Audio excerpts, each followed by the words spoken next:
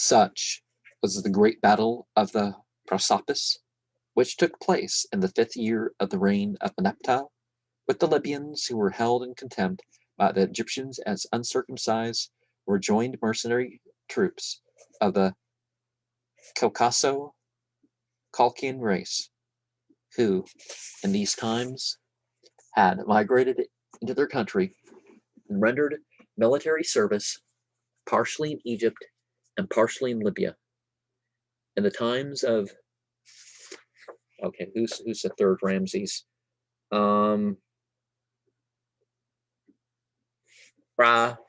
Masasu, the third, whatever his fuller name is. They appeared again with the following allies: Ka'e, Kasha, the Caucasians; Akawasha, the Ak'ans of the Caucasus; Shardana, Sardanis, Chartani; Shah-Ka-Lasha, the people of Zagales; Turisha, the Taurians; Zakari, the Zyges, or Zugrita; Liku, the Legias; the Ashash, the Ossetes. To identify these circumcised tribes, as some have done with the Achaeans, Sardinians, Siculi, Etruscans, Teucrians, Locians, and Oscans of the classical antiquity, is to introduce a serious error into the primitive history of the classic nations. After her deliverance from such dangerous enemies as the Libyans and their allies, Egypt, freed from oppressing incubus, rejoiced. The chief share in this joy must have belonged to the inhabitants of the Delta, whose cities and villages touched on the borders of the enemies, especially the Colchians and Carians, in what was afterwards called the Ma'otic Nome. The Dana'u were settled in the district named by the geographer Ptolemy Tenaya, or Ta in Aya.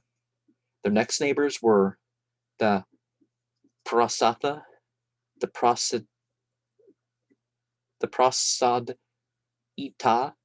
of the same writer, while along the coast as far as the great Ketabathmas, the last remnant of the Shah Ka-Lisha still remains at the time of the Romans in the village of the Sag-Abis, and the descendants of the Shardana and the Zakar were perpetuated in the small tribes of the Chartani and the Zugrita. The whole coast, beyond as far as Kyrene, appears to have been a gathering round of warlike adventures of the Colchio-Cretan tribes. Now, if it's Greek, the Y is not, you don't say I, but, oh, okay, yeah, so I'm using Greek. I'm trying to resemble a Greek pronunciation, so, okay. Up to the Dardani, whose name is again reflected in the Greek designation of the town Dardanus. Dardanis. The officials and priests at the court of Merneptah were not backward in extolling their pharaoh. The fragments of the writings of some of these officers display a poetical enthusiasm in lauding the king, whom they commonly introduce under his throne name of Ba-na-Ra, soul of Ra. The relations which Merneptah maintained with the Teta toward the east were in consequence of the old treaty of the most friendly nature. His contribution of corn to them gives a full confirmation of this idea. The fortress and wells which Drahouten the Spermus, the third, and Yemen Ra Mu Mas Su had established in Canaan and provided with Egyptian garrisons, the second Ramses, had established in Canaan and provided with Egyptian garrisons still existed. With them, as with the inhabitants of Gaza, a constant intercourse, social communications or something. That word is not usually used nowadays to convey that. But,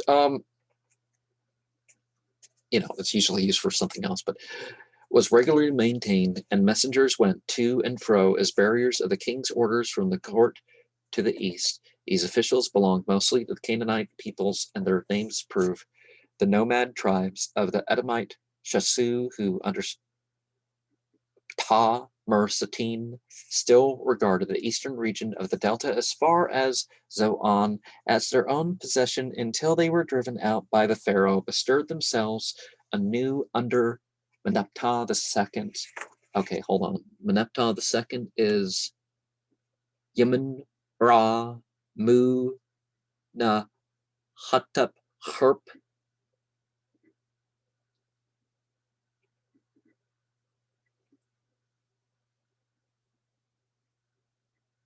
Oh, that's some word.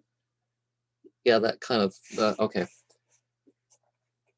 I'm going to leave out the comment about the dude's hat with the other name, but in a matter alike peaceful and loyal, as faithful subjects, they asked for a passage through the border fortress of Katam in the land of Thaku, Sukkoth, in order to find sustenance for themselves and their herds in rich pasture lands of the lake district about the city of Pa Tamu, known as Pithom. On this subject, an Egyptian official makes the following report. Pap Anastasi VI. Another matter, for the satisfaction of my master's heart, we have carried into effect the passage of the tribes of the Shasu from the land of Edom, through the fortress of Katam of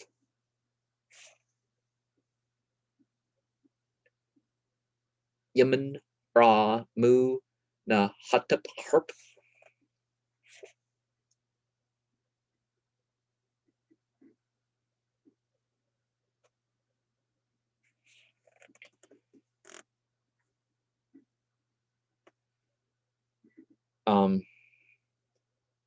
Hatep Fima, okay. Which is situated in Thuku, Sukkoth, to the lakes of the city Pa Tamu of Yemen Ra Mu Na Hatep Herp,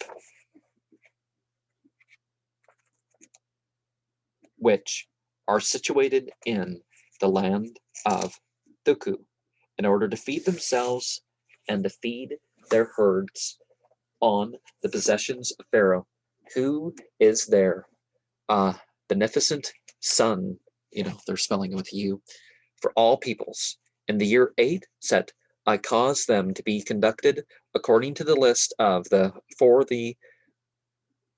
names of the days on which the fortress Katam of Yemen Ra Mu Nahatep Herp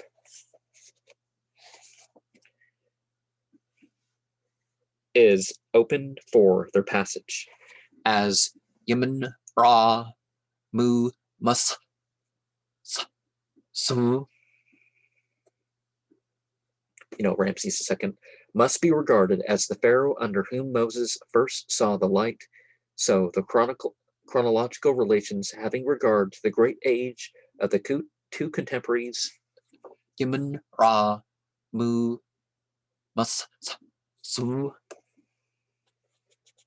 and Moses, demand that Yemen Ra Mu Na Hatparp, Meneptah II, should in all probability be acknowledged as the pharaoh of the Exodus. He also had his royal seat in the city of Ra-Masu, and seems to have strengthened its fortifications. Per I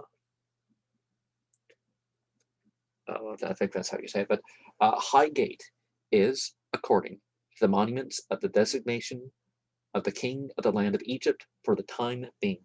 This does not of itself furnish a decisive argument, but then, besides the incidental statement of the psalmist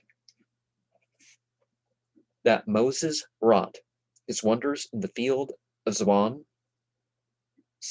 Psalm 78, verse 43, carries us back again to those sovereigns, Yemen, Ra, Mu, Su, and Yemen, Ra, Mu, Nahatep, Harp,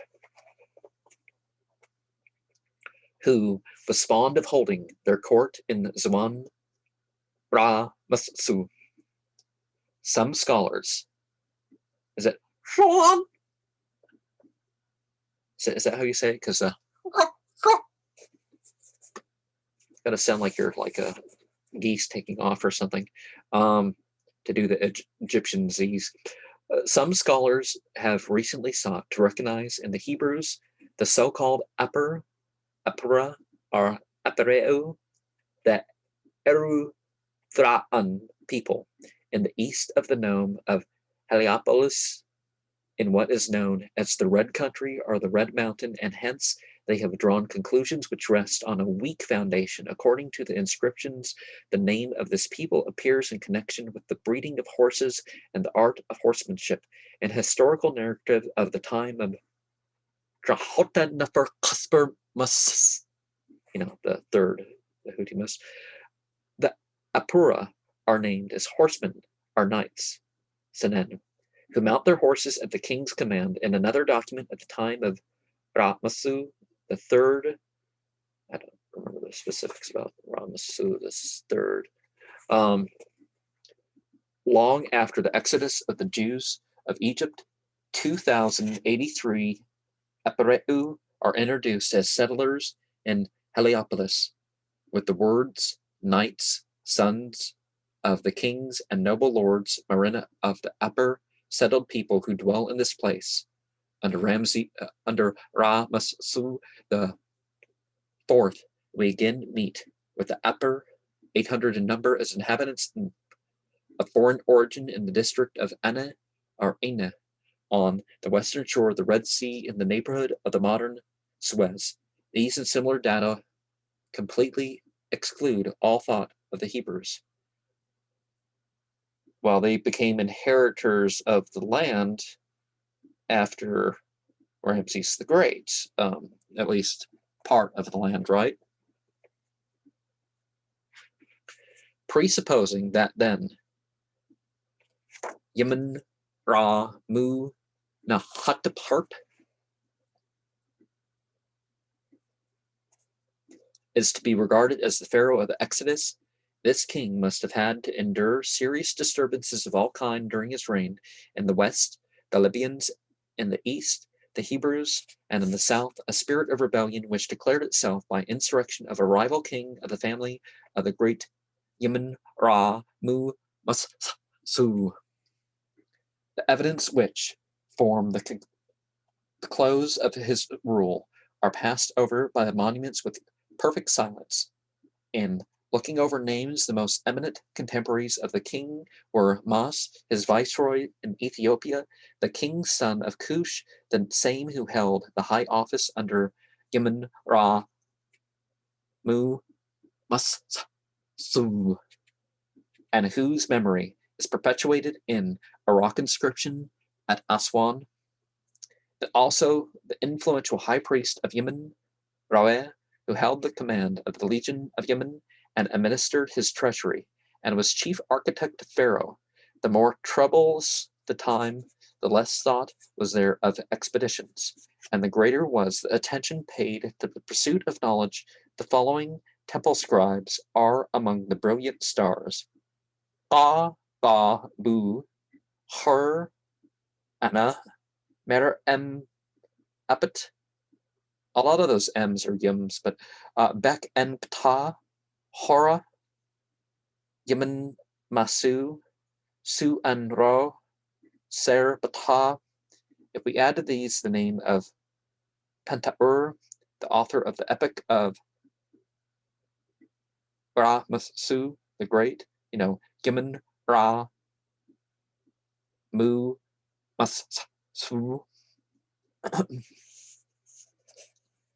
and also that of Yemen M. Hunt, the director of the Theban Library, as well as those of Yemen M. Appa and Panbessa, we have completed the cycle of literary names in those times from Yemen Ra Mu Masu downwards.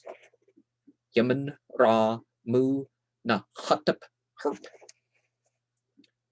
was succeeded by his son Usur Kepru Ra Seti II, circa BCE 1266. So we have Usur Kepru Ra. I'm not really seeing that name here, because I see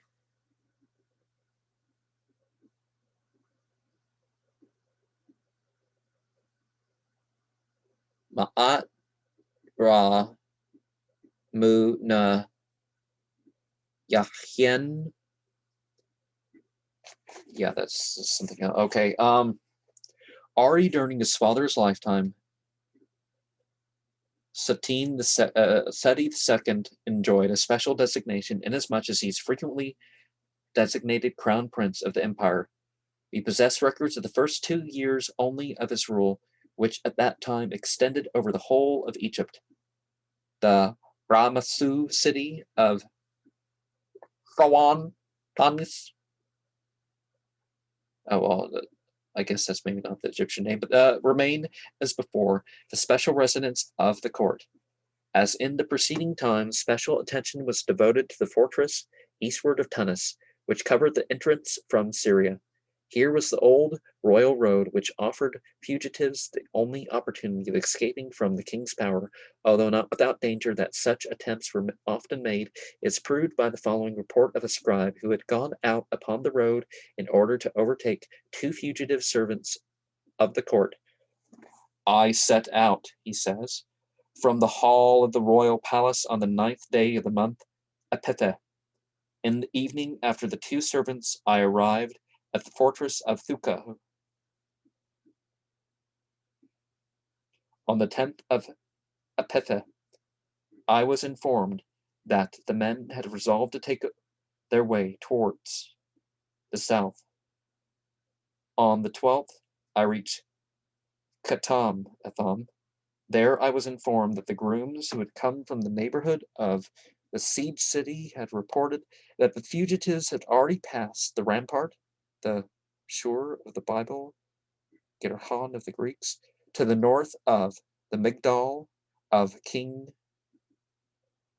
Seta Anepta. Notwithstanding the apparent shortness of his reign, Seti II found the time and means to erect a special sanctuary to his father Yemen in the great temple of the empire at Apt. This is the small temple consisting of 3 chambers to the northwest of the great front court, an insignificant building which merely attests to the official acknowledgement of the king on the part of the priestly guild of Thebes. Ra'e, the high priest of the entity Yemen, was friendly to the king, as also was his son and successor in office, Roma. Both were declared adherents of the king, whose affection for the pious fathers of Yemen shows itself also in other forms in the extant papyri. It was for him, while he was still crown prince, that a temple scribe composed that wonderful tale of the 2 brothers, the translation of which we owe to M. Le Page Bernauf. The sepulchre of this king in the rocky valley of Biban al-Moluk is really prince-like and magnificent. In it, we also have a new proof of the priestly recognition of his sovereignty over the land of Egypt. After his death, the sovereignty passed in regular succession to his son, Usur Ka Ra Setup and Ra Set Next, circa BCE 1233. All that we are able to say of him can be condensed into a few words. He was the father of a great king, and he lived in times full of disturbance and trouble, as his father had in all probability been opposed by a rival king, Iman Masu. So had the son of the latter, Menapta Sipta, had become a dangerous successor against Setnext. Sipta, I think it's next, but yeah, because Nuxt, Suxt, there is power, strength, and authority. Sipta, the husband of that queen Ta'usur, whose grave obtained a distinguished position in the valley of the kings at Thebes, seems to have been favored by a number of adherents in the city of Yemen, and to have owed his elevation to the throne of the help of an Egyptian noble named Beh. This latter held the office of the confidential servant of the king. He declares on his own behalf that he put falsehood away and gave honor to the truth, inasmuch as he set the king upon his father's throne, he, the great keeper of the seal for all land, Ra Batsu Ka Yam Netru Beh. Among the remaining adherents of the anti-king, no insignificant part was played by his governor of the southern lands, Ptah Mer Satine, whose memory had been perpetuated by an inscription at Abu Simbel. In that representation, this official exhibits himself as a zealous worshipper of the Theban Yemen, and there is appended an inscription of 4 lines giving the following explanation. Worship offered to Yemen, that he may grant life, prosperity, and health to the person of the king's envoy into all lands, the companion of the lord of the land, of the friend of her, the king, and his house, the first commander of the war chariots of his majesty, who understand his purpose. When the king came to exalt him, the king's son of Cush, Ptah Satin, upon his throne, or the throne of his father, in the first year of the lord of the land, Ra Asu Siptah. On the summit of a group of rocks near the island of Sahel, near Philah, there remains the following inscription of the same Seti annexed to the name of his king. In the year 3, Bakan's day 21, honor to thy name, O king, may it attest the acknowledgments of the person of the commander of the chariots and the king's sons of Cush and the governor of the southern lands, Seti. On the last visit I paid to Thebes, to the grave of the great queen and lady of the land, the princess of Upper and Lower Egypt, Ta Usur. The names of her husband, Siptah, were still to be seen at its entrance, while in the interior, on the piece which has been laid on to cover the names of the queen, the cartouche of Setnext meets the eye in a re-engraving. Setnext took possession of his wife's sepulchre without in a single place, replacing the feminine signs of the inscriptions by the corresponding masculine forms. His rival having been driven out, Setnext could deal with the tomb at his pleasure, nor was it only against his native claimants of the throne that this prince had to wage war. Foreigners also contributed to turn Egypt upside down. A certain Car, or Phoenician, had seized the throne, maintained himself on it for some time, driven the Egyptians into banishment, and grievously oppressed those left in the land. This is that Arasu of whom the great Horus Papyrus speaks thus. Thus says King Ra Masu. We're not seeing number 3 here, so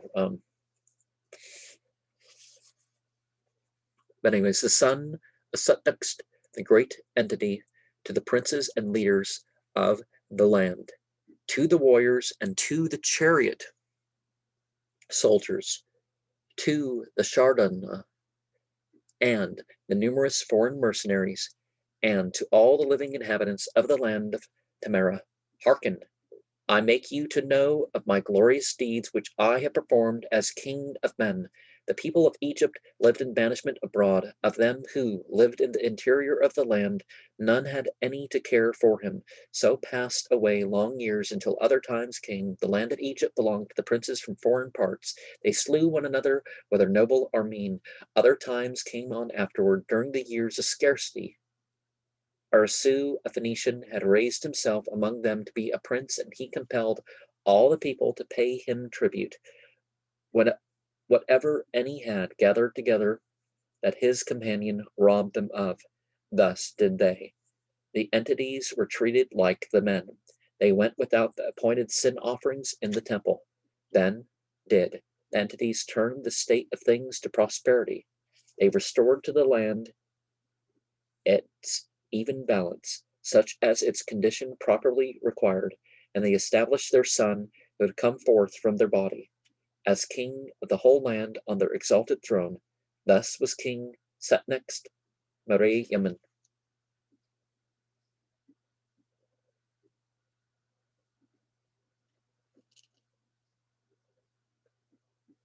But would that be Ra Usur Sut? Oh, okay, I don't know.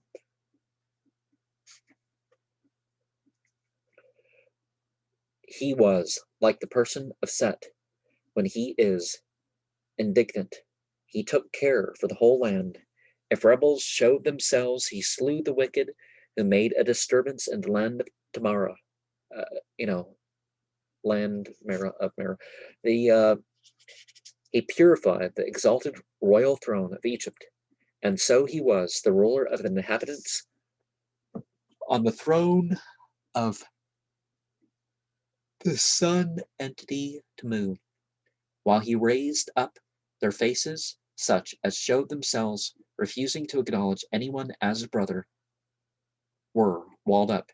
He restored order to the temples, granting the sacred revenues for the due offerings to the entities as their statutes prescribe. He raised me up as heir to the throne of the seat of the earth entity Seb, to be the great governor of the Egyptian dominions, in care for the whole people who have found themselves united together again. And he went to his rest out of his orbit of light, like company of the celestials. The rites of Yasir were accomplished for him. He was born, his grave, on his royal boat over the river, and was laid in his everlasting house on the west side of Thebes. And my father Yemen,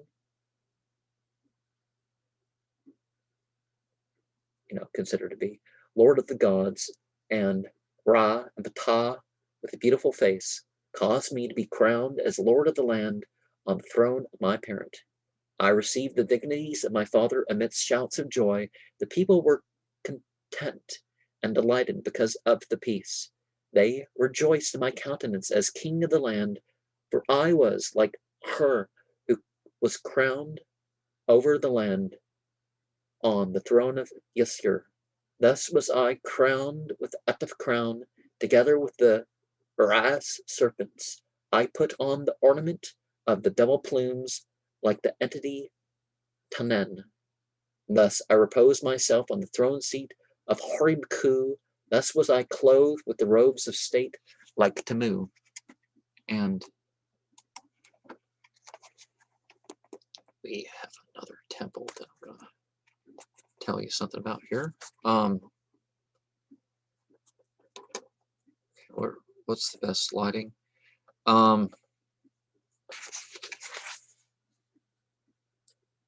So we have Tenen was also the personification of the earth and also another form of the mighty sun. He was the local entity of the district bordering on Lake Oros. We have towers of the propylon, the entrance, another area, a broken granite statue of Yamun Ra Mu Masu, the entrance between and the pylon, the second area, serried columns, traces of sculpture, sculptures representing the wars of Yamun Ra Mu Masu. We have sphinxes, we have entrances into the grand hall, the pedestals for the statues, sculptured battle scenes, a chamber with astronomical subject on the ceiling, another chamber with sculptured scenes, other chambers, and the astronomical, which obviously also has astrological connections because science and religion was not something that they, considered something different here. So I may say something about that in another place at another time. Sharma, peace be upon you.